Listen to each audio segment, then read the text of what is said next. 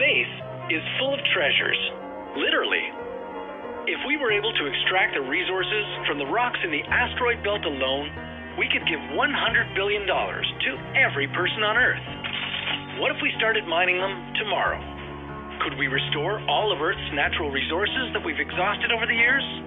How would this change space travel? And why haven't we done it yet? This is What If, and here's what would happen if we started mining asteroids. Almost 800,000 asteroids are drifting untamed in the solar system. The majority of them make up the asteroid belt between the orbits of Mars and Jupiter. But we don't have to go that far. There are 16,000 near-Earth asteroids, laced with anything from gold to water, just waiting to be harvested. But even if we overcame all the technical challenges on the way to these gold mines of space, would we even bring these goods back to Earth? Well, we could bring some resources back to Earth for profit. Especially important would be phosphorus, zinc, tin, lead, silver, gold, and everything else that our planet is running out of. But transporting all these precious commodities to Earth in large quantities might significantly decrease their market value on the planet. There would be much more value in asteroid mining if we used those resources to further explore space. Sorry, Earth, we'll come back to you later. With all the water and building materials floating untamed in our solar system, we'd have no problem colonizing the Moon and Mars. We'd send a crew to explore Jupiter's moon Europa. And finally, we'd travel beyond the solar system to the billions of star systems and exoplanets out there. But back to Earth for just a moment. Scientists suggest that in the early years of the solar system, when Earth was just as lifeless as Venus, asteroids were the ones to fill our oceans with water. They were constantly hitting the young Earth, bringing not only water ice, but also some complex organic molecules. Asteroids made life on Earth possible, and they can make life in space possible too. Imagine you were making a road trip around Europe, but there were absolutely no gas stations along the way.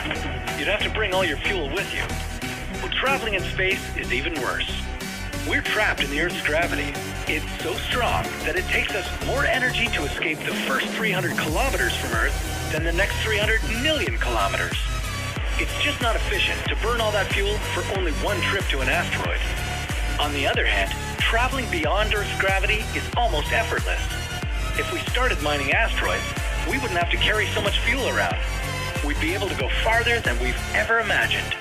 We'd mine asteroids for water ice to get water, an essential element for sustaining human life anywhere in space. Water would help us maintain good hygiene, grow food, and produce breathable air. It would also give us fuel. We just have to refine the water molecules into high-efficiency propellant. In a way, asteroids would be our space gas stations. They would also be our main space supplier of building materials.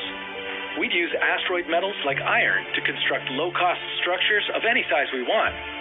We'd also look for precious metals like gold, silver, and platinum, but not to make a ring or a necklace for our new alien girlfriend. Instead, to manufacture high-end electronics, spacecraft components, and laboratory equipment. It's only a matter of time before we can extract the resources that space has to offer. First, we'll need to learn more about the asteroids and their gravitational pulls, determine what kind of mining equipment to use, and figure out which asteroids have the most resources to mine. When we figure out the technical side of things, one question remains. Who will own the asteroids? What if a company or a nation won the race to space mining and privatized all the space resources? Well, expect an economic disruption, because that company or nation would run the whole world, on Earth and in space. Maybe instead of mining asteroids, we could terraform and populate them. But that's a topic for another What If.